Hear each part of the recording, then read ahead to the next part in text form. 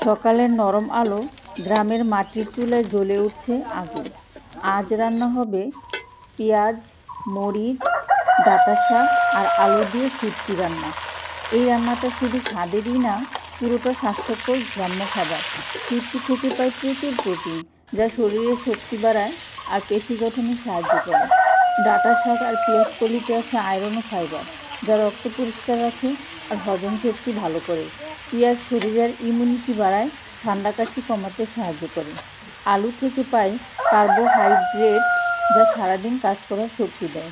এইসব উপকরণ একসাথে রান্না হলে শরীরে যায় ভিটামিন, প্রোটিন আর মিনারেলের ভারসাম্য।